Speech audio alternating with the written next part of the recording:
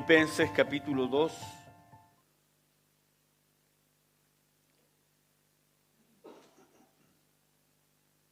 Vamos a leer desde el verso 3 en adelante hasta el verso 11.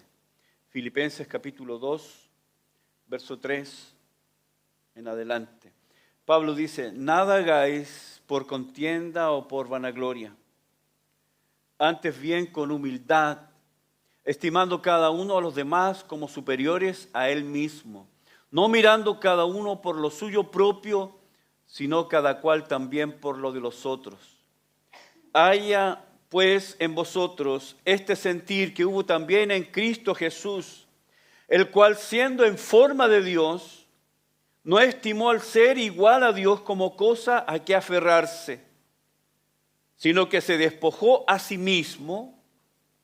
Tremenda palabra esa. Se despojó a sí mismo, tomando forma de siervo, hecho semejante a los hombres, y estando en la condición de hombre, se humilló a sí mismo, haciéndose obediente hasta la muerte y muerte de cruz. Por lo cual Dios también lo exaltó hasta lo sumo y le dio un nombre que es sobre todo nombre, para que en el nombre de Jesús se doble toda rodilla de los que están en los cielos y en la tierra y debajo de la tierra, y toda lengua confiese que Jesucristo es el Señor, para gloria de Dios Padre. Oremos. Padre, gracias por esta mañana. Estamos parados delante de tu palabra, que es vida, que nos vivifica, que viene para escudriñar nuestros corazones y pensamientos y acciones. Estamos parados delante de tu palabra esta mañana, que viene a nosotros con una claridad asombrosa. Señor, yo pido que nos hables individualmente, corazón a corazón, y que nos hables como congregación esta mañana. Tenemos que reconocer que lejos de nosotros está la humildad. Para nosotros es natural la arrogancia, el orgullo, la vanagloria, la competencia. La humildad no es algo natural en nosotros. Necesitamos el ejemplo de Cristo. Por eso pido que nos hables esta mañana poderosamente, Señor. Por favor, que el mismo Espíritu que inspiró a Pablo sea el Espíritu que nos hable a nuestros corazones esta mañana. Lo pido en el nombre de Jesús. Amén. Amén. Quiero mostrarles esta mañana, bueno, este es el mensaje número 14. El tema es el descenso de Cristo, quien renunció a su derecho de vivir como Dios. El verso 6 es el verso que vamos a estudiar esta mañana. Tengo 3 versiones del verso 6. La primera, una Biblia traducida al español con las ideas de las palabras en griego o en hebreo, según corresponda. Y esta Biblia dice respecto del verso 6, dice: ¿quién, hablando de Jesús,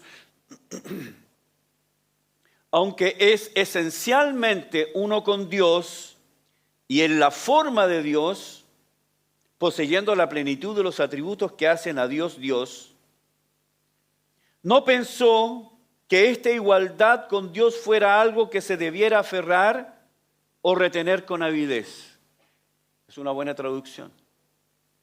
Otra, de John Philip, es mucho más sencilla, y dice: porque él, hablando de Jesús, que siempre había sido Dios por naturaleza, no se aferró a sus prerrogativas como igual a Dios. Y por último, de Kenneth West,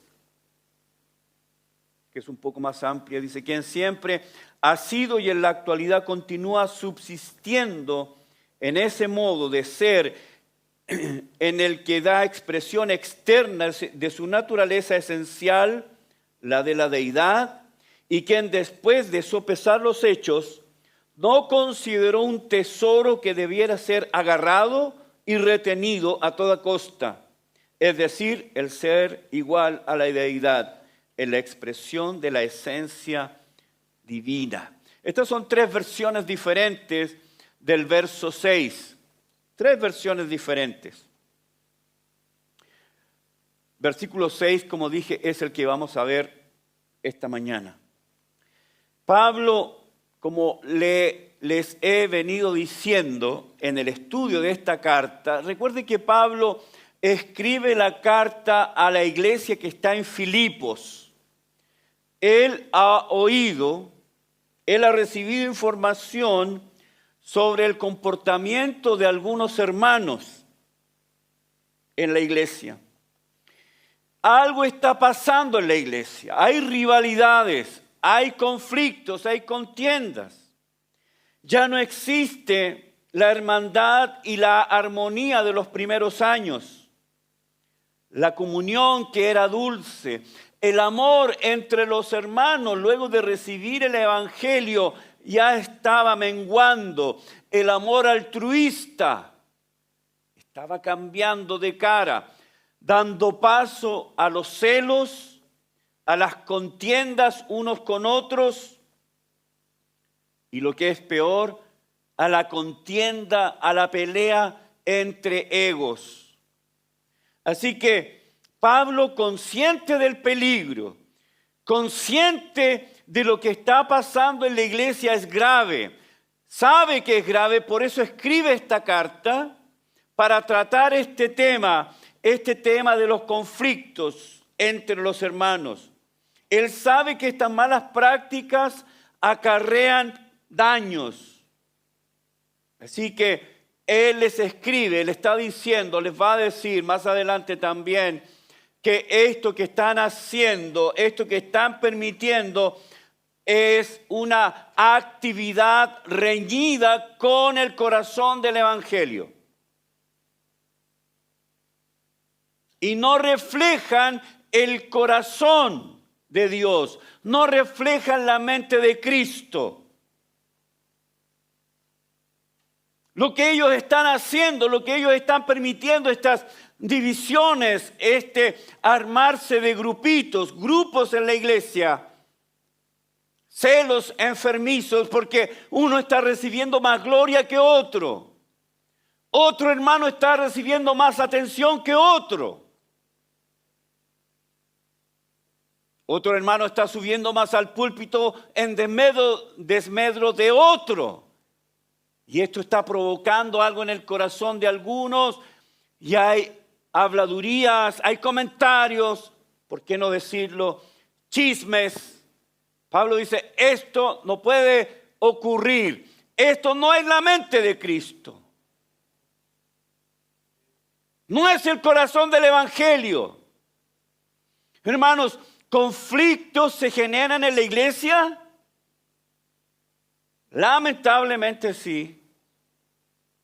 Principalmente son generados por esta insatisfacción personal, porque otro está recibiendo los halagos, el reconocimiento, está siendo promovido en desmedro de otros. Y los que miran de abajo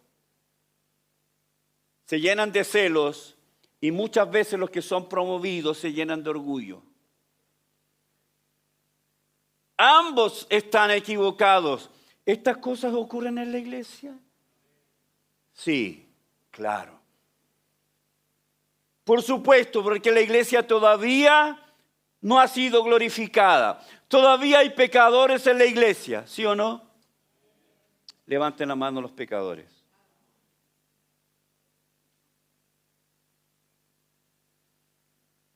Más arriba, si son grandes pecadores ustedes. Algunos levantaron. Se creen pocos pecadores. Hermanos, estas cosas ocurren, pero ocurren lamentablemente porque tenemos aún una naturaleza caída. Entonces Pablo escribe esto con urgencia, escribe esto con una actitud categórica como el padre fundador de esta iglesia. Esto no puede ocurrir. No es la mente de Cristo, no es el corazón del Evangelio. Así que Pablo va a explicar desde el verso 3 en adelante hasta el verso 11 lo que es la mente de Cristo. Y nos va a decir,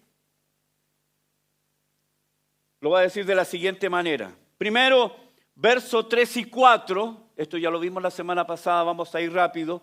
Verso 3 y 4 es la definición de la mente de Cristo. Verso 5 es una exhortación a tener la mente de Cristo. Recuerden que Pablo dice en el verso 5, haya pues en vosotros. Es un mandato, es una exhortación. Esto es lo que debe tener cada uno en su mente. Y número 3, es una ilustración de la mente de Cristo. Ahora, de los versos 6 al 8, podemos subdividir esto en 4 puntos. 4 puntos. El encabezado nos va a hablar, nos va a decir qué es lo que Pablo va a enseñarnos. Pablo nos va a decir el descenso de Cristo. Hay un descenso de Cristo. ¿Cómo desciende? ¿Cómo baja? Literalmente, ¿cómo se humilla? Comenzando con el verso 6, y es lo que vamos a ver hoy día. Verso 6, Cristo renunció a su derecho de vivir como Dios. Primer descenso. Renunció a su derecho de vivir como Dios. Número 2, Cristo renunció a su derecho de actuar como Dios. Verso 7a, la primera parte del versículo. No solamente renunció a su derecho de vivir como Dios, sino que renunció a su derecho de actuar como Dios. Número 3, Cristo renunció a su derecho de parecerse a Dios. Verso 7, parte B. Y número 4, Cristo renunció a su derecho de ser tratado como Dios. Las próximas semanas vamos a estudiar el verso 7a, 7b y el verso 8. Porque vamos a estudiar profundamente el descenso de Cristo, la humillación de Cristo. Verso 6, entonces, el título es, Cristo renunció a su derecho de vivir como Dios. Vamos a leer nuevamente el verso 6. El cual, siendo en forma de Dios, no estimó el ser igual a Dios como cosa que aferrarse. Este verso se ha convertido en una de las afirmaciones bíblicas más profundas, más contundentes, sobre la deidad de Cristo, sobre la divinidad de Cristo. Pero al mismo tiempo es una de las porciones más debatidas y más complejas de la Escritura. Hay términos que se usan acá que son de debate en su definición, como es el verbo siendo, como el sustantivo forma, el verbo estimar, la palabra igual a Dios y el sustantivo cosa a que aferrarse. Vamos a estudiar todas estas palabras en nuestro estudio. Así que Pablo ha iniciado la explicación de lo que es la mente de Cristo. Y comienza el verso 6 con un pronombre relativo. Dice el cual. Está hablando de Cristo. El verso 5 hace mención de Cristo, ¿no? Entonces, dice el verso 5, haya pues en vosotros el mismo sentir que hubo en Cristo, el cual. Está hablando de Cristo.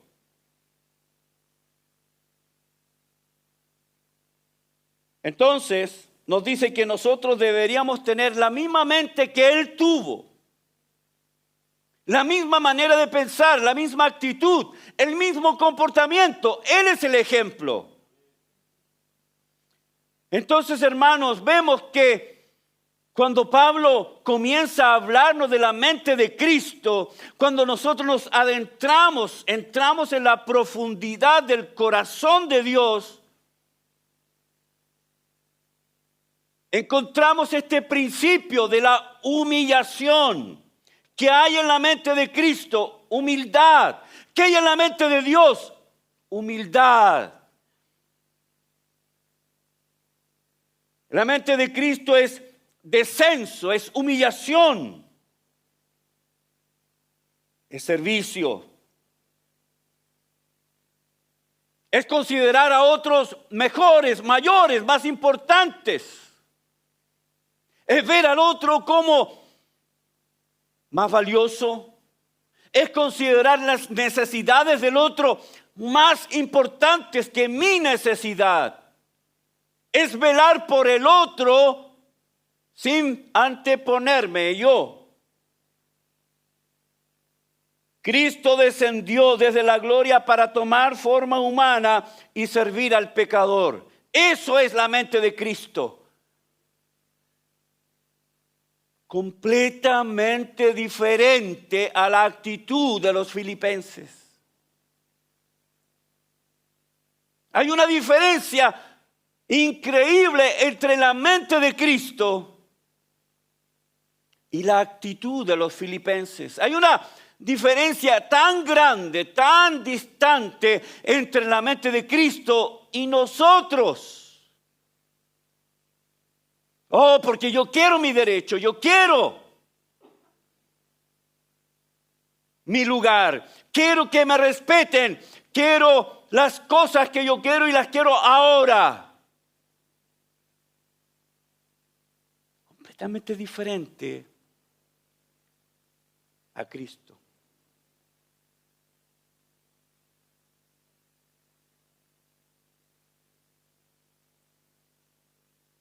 Los filipenses estaban peleando por un lugar, por un puesto, por una preeminencia.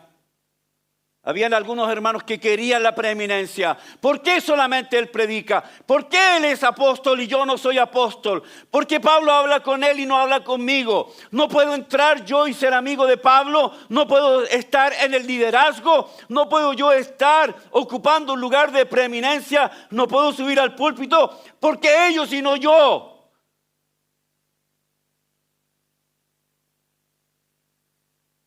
Nadie me considera en la iglesia, nadie me mira, nadie me ve. Cuando pasan por mi lado ni siquiera me saludan. Quiero comer gusano. Gente buscando lo suyo propio. Hay gente que ama la preeminencia, hay gente que ama el lugar, la posición. Si no tienen posición, siente que no son nada. Completamente diferente a la mente de Cristo. Para mostrarnos la asombrosa humildad, hermanos, yo estoy sorprendido esta semana. He pasado horas estudiando, buscando diccionarios, comentarios. Creo que ya tengo 17 comentarios del libro de Filipenses, uno a uno. Qué maravilloso. Estoy sorprendido. Me ha tocado. Estoy tocado por este mensaje. Porque Pablo, para mostrarnos la humildad de Cristo, nos lleva de vuelta a la eternidad pasada. Nos va a llevar allá. Nos va a mostrar a Cristo allá en la gloria antes de la encarnación. Nos va a mostrar a Cristo disfrutando de la gloria del Padre. Cara a cara con el Padre, como dice Juan 1:1, en el principio era el Verbo y el Verbo era con Dios y el Verbo era Dios. El Verbo estaba cara a cara con Dios en una hermosa comunión de amor, profundo amor ágape, el mejor amor, la mejor clase de amor, el Padre y el Hijo y el Espíritu y el Padre y el Hijo, teniendo comunión entre ellos. Nos va a llevar allá y nos va a decir, este era Cristo antes de la encarnación. Esta porción, hermanos, quiero decirles, creo que lo mencioné la semana pasada, pero esta porción es considerada como un himno o un poema que la iglesia cantaba en el primer siglo. Bien haríamos en aprenderlo de memoria. Y así como lo cantamos también. Entonces comienza Pablo diciendo, el cual Cristo, refiriéndose a él, y luego dice, siendo. Esa palabra es un verbo. Viene de la raíz ser, del verbo ser. Igual que Shakespeare, con su famoso ser o no ser. Esa es la cuestión. Entonces, Pablo va a usar ahora el verbo ser. El apóstol nos va a decir que Jesús es, siempre ha sido. Pablo no nos va a decir que Jesús vino a existir o que Él nació, aunque de una manera sí nació en este mundo como hombre, pero Él no nació en ese momento, Él ya existía. Estamos hablando de su preexistencia, de su vida antes de la encarnación. Pablo no nos va a decir que Él entró en la existencia, sino que nos va a decir que Él siempre ha existido y continúa permanentemente siendo y siempre será.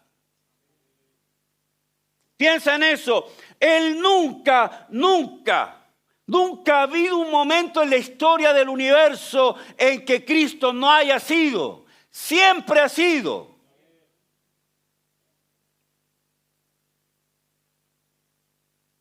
Siempre ha existido en comunión perfecta con el Padre y con el Espíritu, la Trinidad en comunión perfecta. Entonces Pablo comienza diciéndonos que Jesucristo siempre poseyó existencia y esa existencia tiene la misma naturaleza divina desde toda la eternidad. Pablo usa el verbo siendo. Uparchón, en el presente participio activo. Uparchón, cuando Pablo dice, el cual siendo, uparchón, esta palabra, este verbo, es una acción en el tiempo presente, lo que indica, si lo podemos traducir, que Él siempre existe, continúa siendo lo que siempre ha sido. Continúa siendo permanentemente lo que siempre ha sido. Está hablando de la eternidad. No hay un punto, y esto quiero ser enfático, no hay un punto en la historia, en la eternidad pasada en que Cristo no era, o que desde ahí comenzó a ser. Siempre ha sido. Me vuela la tapa de los sesos. Pensar de que Dios siempre ha sido, siempre. Si retrocedemos en el tiempo y vamos más allá de la creación, antes de la creación de los seres celestiales, más allá y más allá y más allá está el Padre, el Hijo y el Espíritu siendo. Y si vamos más allá, el Padre y el Hijo en comunión. Si vamos más allá, el Padre y el Hijo siempre en comunión. No ha habido un momento en que Cristo no haya sido. El verbo quiere decir ser, existir, estar presente. Denota la continuación de un estado previo. El verbo también se puede traducir como vivir o seguir siendo o viviendo. Estar en existencia continua, seguir siendo, eso es lo que indica el tiempo presente. Denota continuación de un estado o existencia anterior y enfatiza además la esencia de la naturaleza de una persona, aquello que es absolutamente inalterable, inalienable e inmutable. Este verbo se puede traducir como dije, ser, existir. La palabra expresa la continuación de un estado o condición antecedente.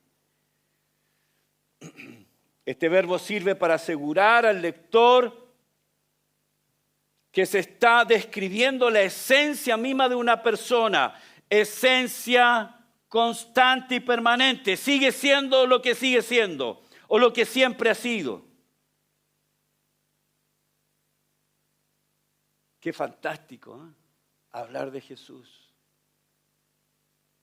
Lo que Él es. Eternamente presente, eternamente vivo, eternamente vigente. El tiempo no mella, no toca, no aminora, no daña lo que Él es. No como nosotros, que el tiempo nos afecta, nos cambia, nos debilita. Él es lo que siempre ha sido y siempre será. William Barclay dice lo siguiente. Dice, este verbo describe lo que es una persona en su propia esencia y que no puede cambiarse. Describe esa parte de una persona que en cualquier circunstancia permanece inmutable. Así es que Pablo empieza diciendo que Jesús era esencial e inmutablemente Dios. Fin de la cita. Este verbo entonces describe lo que una persona es en su propia esencia, el cual siendo, está hablando de quien existe esencial, constante, invariable, inmutable y permanentemente como Dios. Pablo está haciendo referencia a Cristo, que de acuerdo a esta definición siempre ha sido. A donde nos extendamos está Cristo.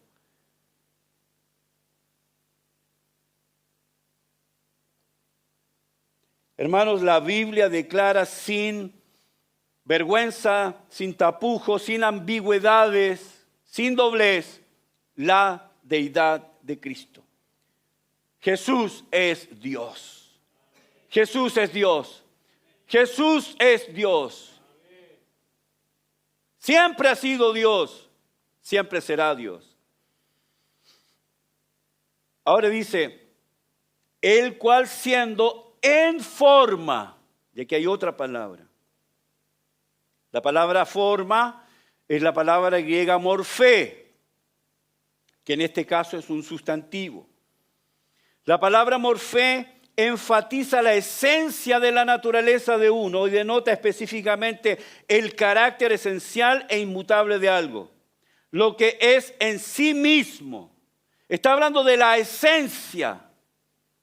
Morfé no habla de la apariencia, sino de lo que es esencial, de la esencia. No es apariencia física externa, ni habla de forma exterior, sino de los atributos esenciales y la naturaleza interior. Ahora, esta palabra morfé, que la Reina Valera traduce como forma, es una palabra tal vez difícil de traducir y de captar. Porque si nosotros usamos la palabra forma, inmediatamente viene a nuestra mente lo externo. ¿Sí? ¿Cuántos de ustedes han mirado el cielo cuando las nubes están pasando y se van formando y dicen, mira, esa nube tiene forma de gato? ¿Han jugado eso, no? Niños frustrados, ¿nunca jugaron eso?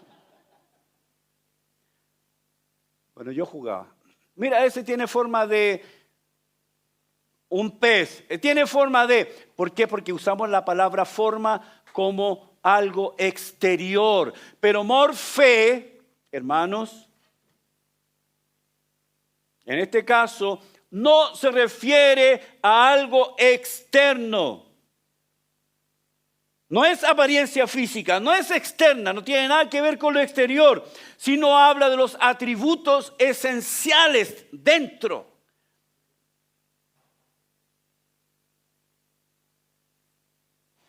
Ahora, en griego hay otra palabra que se traduce como forma. Y es la palabra esquema o esquema. También se traduce como forma. ¿Cuál es la diferencia? ¿Cuál es la diferencia? Hay una diferencia. Pablo usa muchas veces y la va a usar esta palabra en el verso 7. Él nos habla de que Cristo sigue siendo desde toda la eternidad esencialmente el mismo en su naturaleza fundamental, en sus atributos. Y él usa la palabra morfé porque está hablando de aquello que es esencial e inmutable. Como dije, hay dos palabras que se usan o que se traducen como forma. La palabra morfé y la palabra esquema o esquema. ¿Cuál es la diferencia? Porque ambas se traducen como forma. Ambas. Si usted me pregunta, ¿cómo se traduce morfé? Forma. ¿Cómo se traduce esquema? Forma. Claro. ¿Cuál es la diferencia? Bueno, la diferencia, hermanos, es que como dijimos, morfé habla de lo que es esencia, no visible. ¿Ok? No visible. Aquello que está dentro, aquello que es esencial en la naturaleza. Habla de aquellos atributos inherentes, fundamentales. Si pudiéramos traducirlo para entenderlo mejor, no es preciso exactamente, pero nos puede hablar del ADN. Está dentro, ¿ok? Y la palabra esquema, que también se traduce como forma, y esto tiene que ver con lo visible. Esquema es algo que se ve, morfé es algo interno. Pablo cuidadosamente escogió morfé y no esquema. Porque la gente podría pensar, pero ¿él es Dios? No parece, me parece un judío común. ¿Se acuerdan los ataques que recibió Jesús? Los cuestionamientos que recibió Jesús. ¿Este no es el hijo del carpintero? Yo jugaba la pelota con él. ¿No están aquí sus hermanos y sus hermanas? ¿Era vecino mío? Sí, iba al colegio con mi primo. ¿Dios? ¿Él? La gente lo trata como Dios, pero su esquema es como un hombre cualquiera.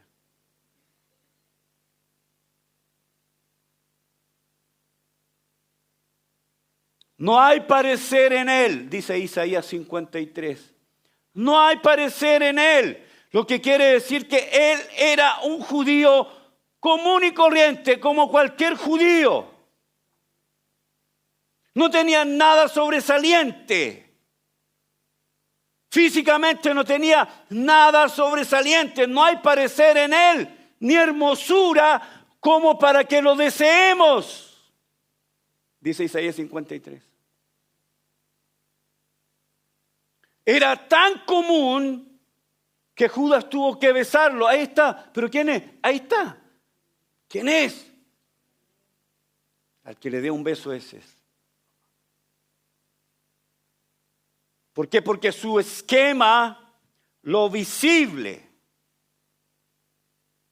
era común. Pero su morfé, la esencia, lo que estaba dentro, la esencia no visible, Dios. ¿Por qué, hermanos? Porque Pablo nos dice, y Juan nos dice, que Dios tomó forma humana. se humanó. Se hizo como nosotros. Nació como nosotros, creció como nosotros, lloró como nosotros, comió, tuvo hambre, fue despreciado, fue abofeteado. Gente lo abrazó y él abrazó. Se acercó para consolar a los heridos. Habló duro con los escribas y fariseos. Fue duro con los religiosos de su época. Habló, la gente lo oyó, lo miró. Juan dice, yo lo toqué al verbo de vida. Toqué a Dios hecho carne. Hermanos, si hay un milagro, hay un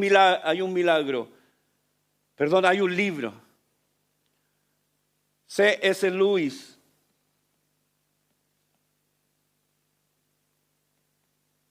que se llama Milagros, y él habla de este milagro. Oh milagro de los milagros.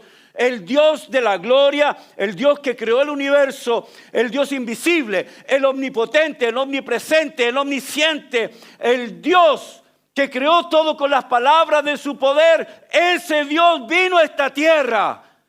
Se hizo como nosotros. ¡Qué milagro de los milagros! Él descendió. Hermano, la mente de Cristo es descender, es humillarse.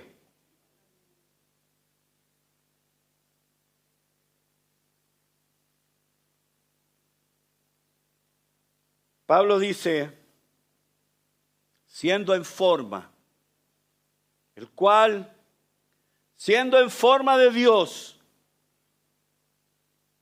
quiere decir la esencia divina. No está hablando de lo físico. Era común y corriente. Sus pies también se ensuciaron con el polvo.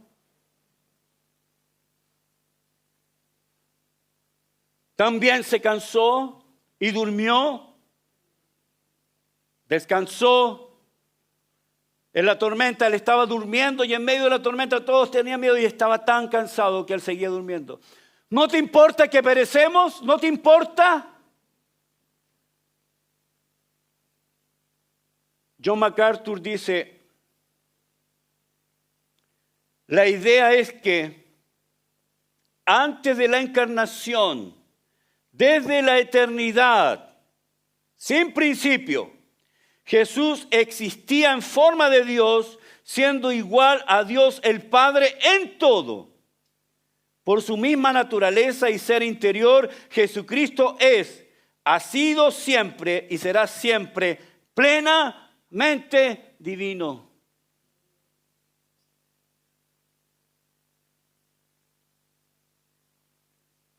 Juan 1, del 1 al 3, en el principio era el verbo y el verbo era con Dios y el verbo era Dios.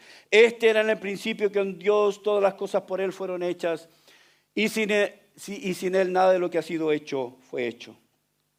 Juan 8, 58, 59, Jesús le dijo, de cierto digo, antes que Abraham fuese, yo soy. Él le dice, de cierto, verdad verdadera, verdad absoluta, verdad incuestionable, verdad de todas las verdades más profundas. Antes de que Abraham fuese, yo soy.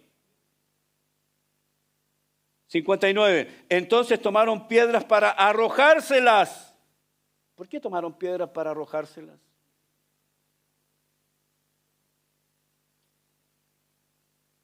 Porque ellos entendieron, este es el hijo del carpintero. Su esquema es un hombre cualquiera. Y se está haciendo Dios. Está loco, es una blasfemia. Tomaron piedras para arrojárselas.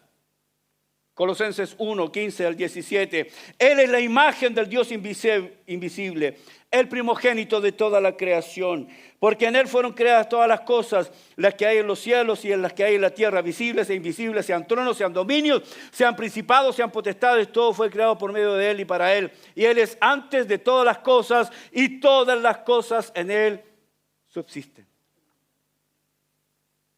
Entonces Pablo nos dice que este Jesús es Dios desde toda la eternidad, que es cosustancial con el Padre eterno, compartiendo la misma naturaleza, morfé, la misma esencia, los mismos atributos, comparte eternamente la misma morfé. Esquema puede variar. Yo tengo el mismo morfé de cuando nací, el mismo morfé, tengo el mismo ADN. Mi esquema ha cambiado, porque era un bebé, un niño, un adolescente. Bueno, y no pasé un poquito más, ahí nomás quedé.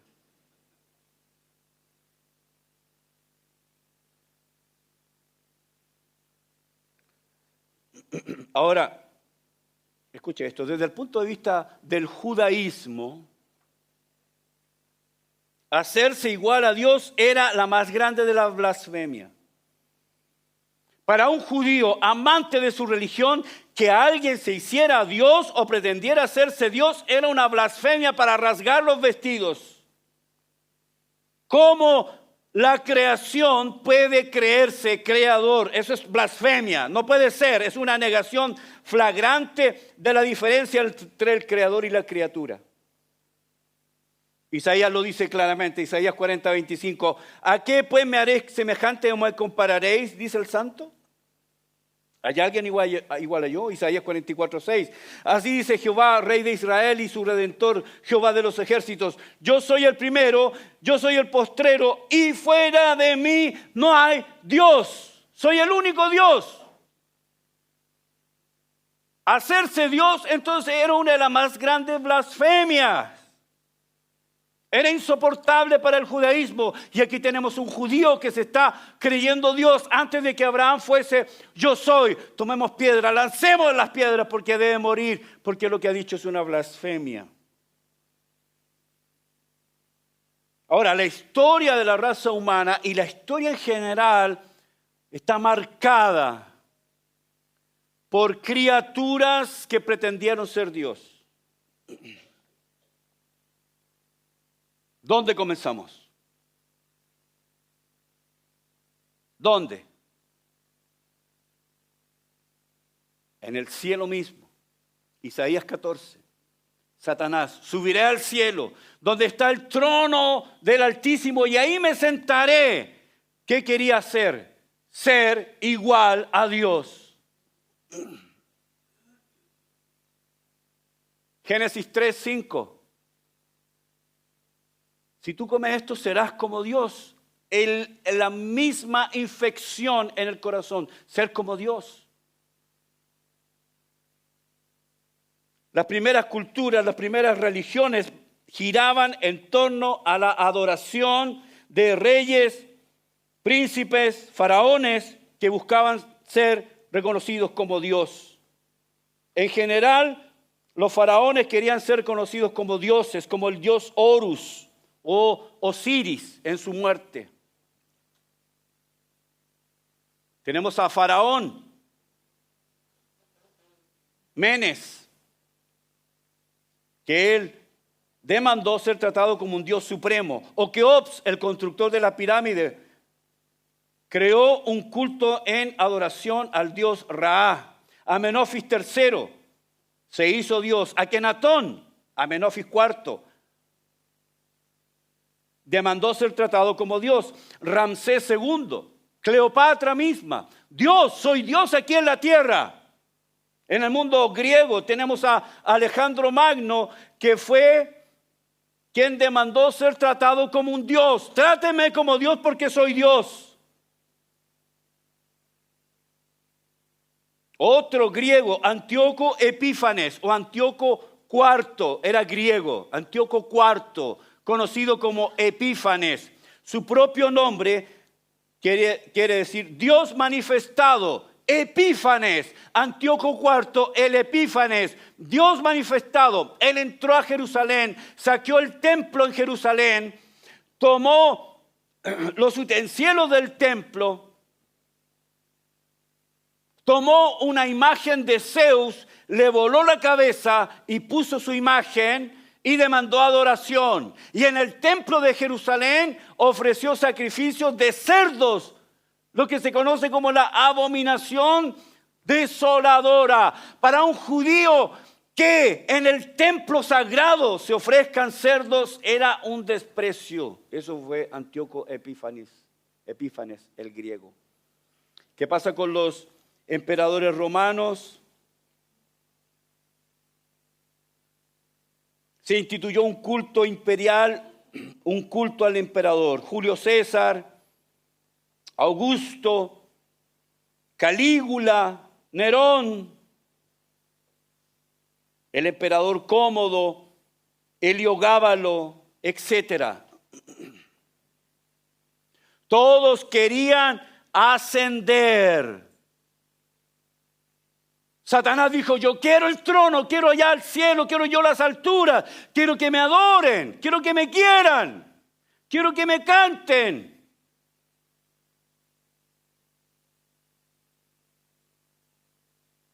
Quiero ser Dios,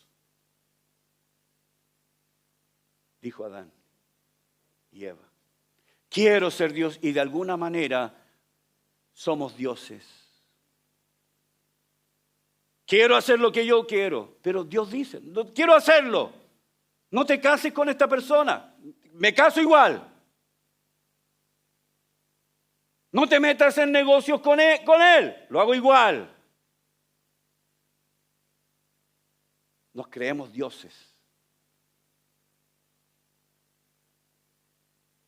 Satanás, el hombre, el ser humano, esto. Ascender, ascender, allá arriba. Ahora, piensen en una cosa.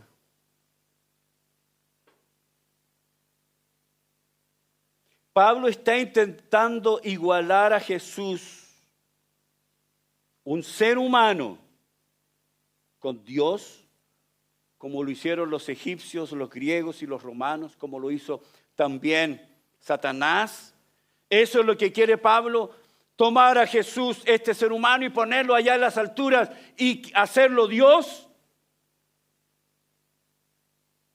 De ninguna manera.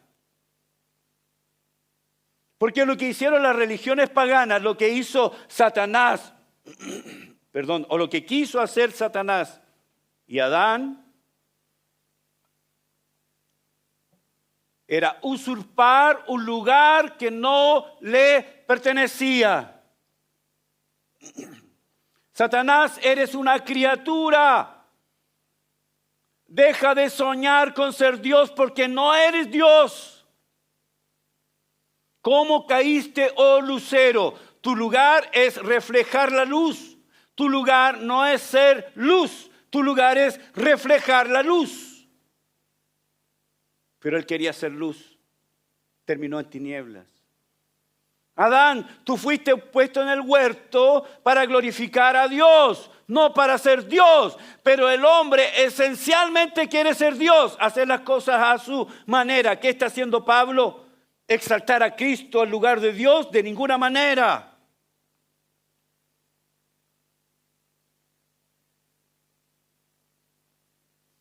Pablo no está intentando eso. Pablo no quiere eso. ¿Sabe por qué? Porque ya lo ha dicho. Jesús es Dios. Jesús no tiene que luchar por ser Dios. Él ya es Dios. Y lo ha sido siempre, eternamente. Él no está luchando, hermanos, por subir, escalar. Él ya es Dios.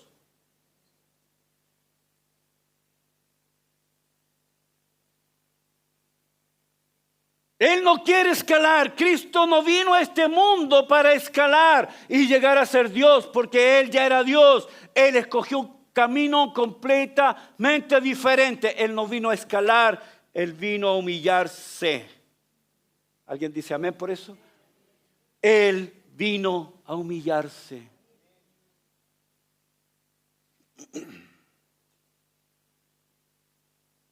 Completamente diferente a los fieles de Filipos.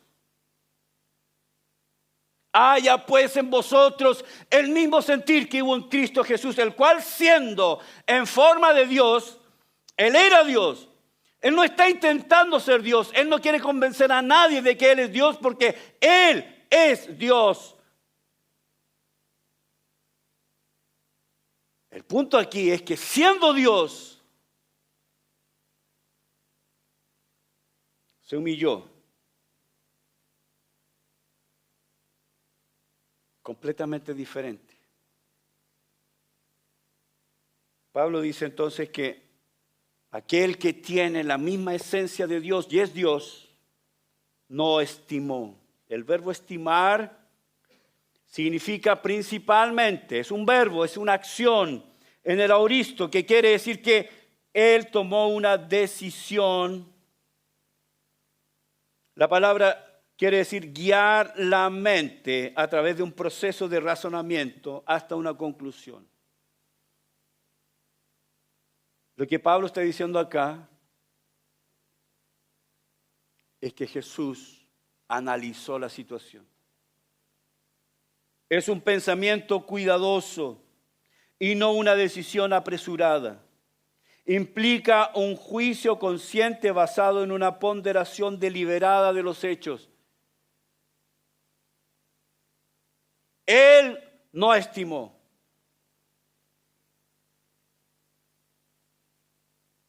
Soy Dios.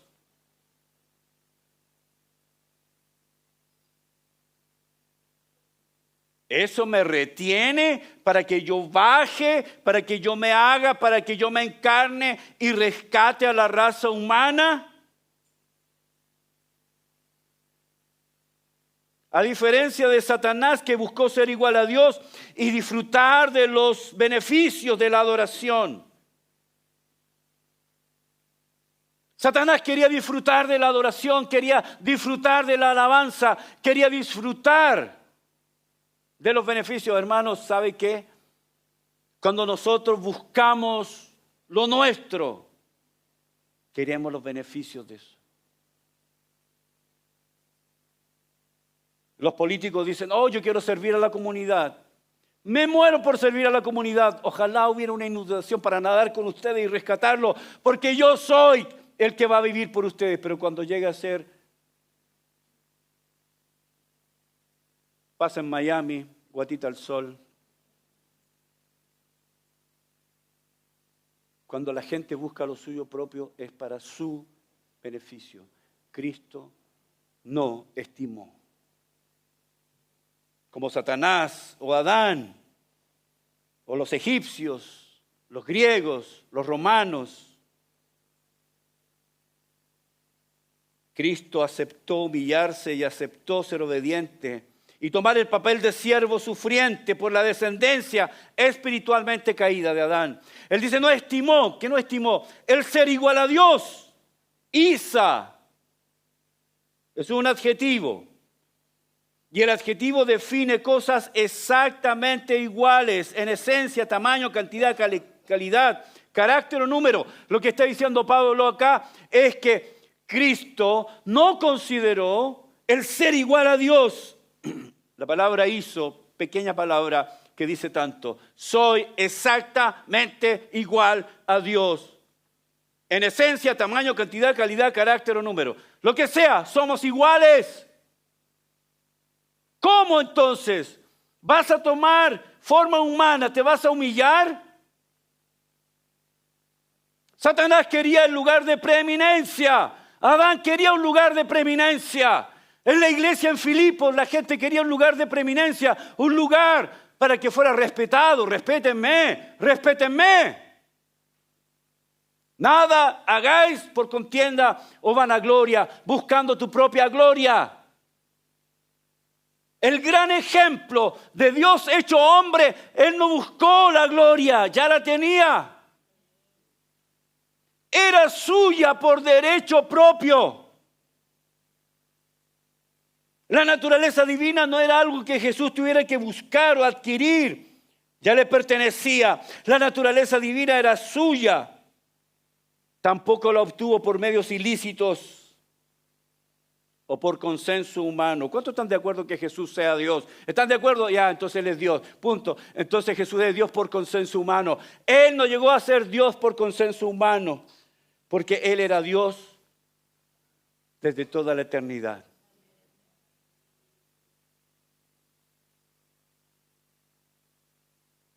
Termino con esto.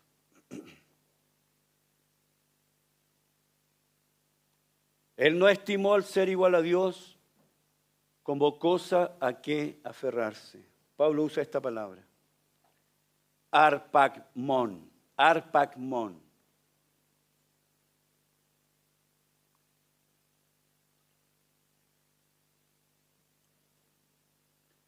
Esta palabra arpagmón, que es un sustantivo, proviene de la palabra harpazo, que quiere decir apoderarse con fuerza, arrebatar y dar un zarpazo. De hecho, la palabra harpazo es la palabra que da raíz a la palabra arrebatamiento. Es un zarpazo. Tomar algo a la fuerza, dar un zarpazo. Tomar algo con fuerza, quitarlo, levantarlo, apoderarse de él.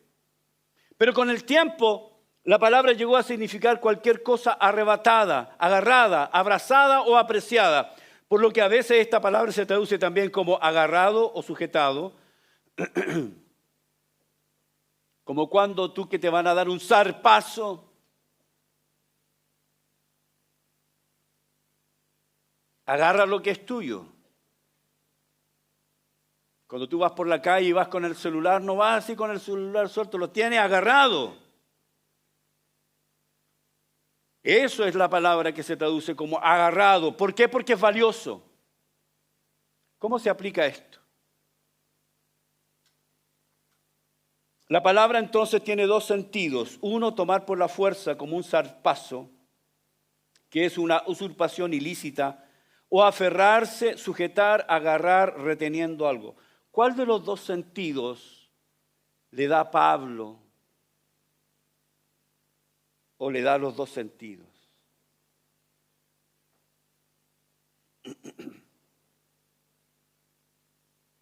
¿O le da los dos sentidos? Comentario que yo leí esta semana de Mark Keown. Él tiene un comentario del libro Filipenses en 2 tomos. Él dice lo siguiente de esto. Y con esto termino, dice. Arpagmón dice, Jesús no consideró el uso de su poder divino, su privilegio, estatus o gloria legítimos, o actuar coercitivamente, la palabra quiere decir forzar la voluntad de la conducta de alguien, para lograr sus fines, sino que eligió el camino de la abnegación, el servicio desinteresado, uniéndose a la humanidad como una verdadera obediencia humana, sufriendo incluso la muerte, demostrando la verdadera divinidad, negándose a explotar su poder para aferrarse a él o usar su supremacía para derrocar a su mundo. Escúcheme esto. Jesús era Dios, sin lugar a dudas. ¿Tenía los mismos atributos divinos? Los mismos atributos divinos.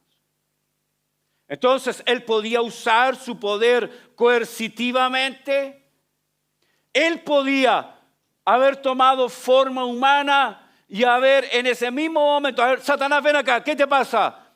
¿Quieres mi universo destruido? ¡Demonios!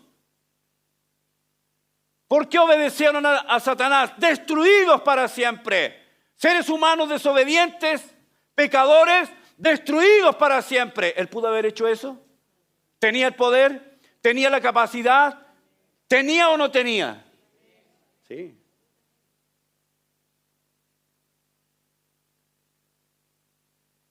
Él tenía el derecho de decirle, a ver, el jovencito, ¿cómo es eso, diablo? ¿Cómo es eso, Satanás?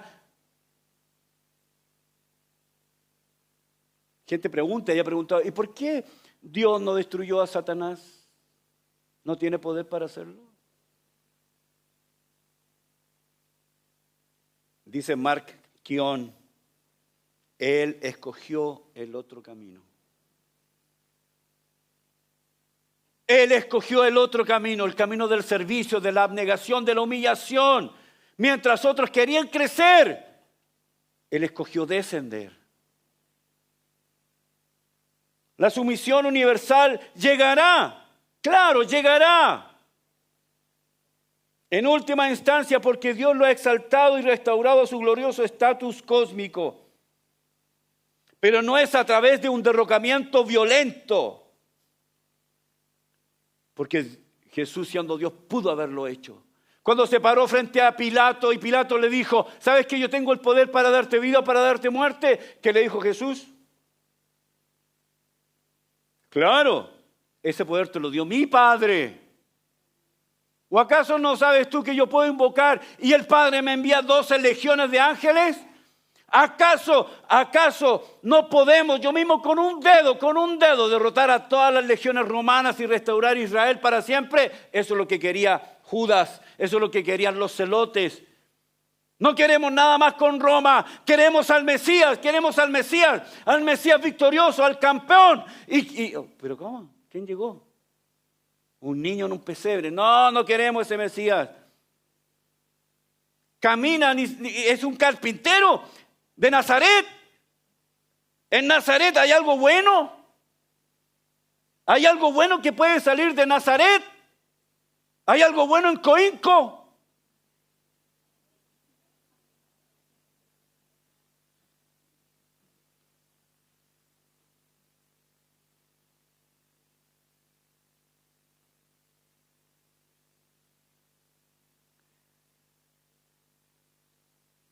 Él pudo haberlo hecho, no lo hizo.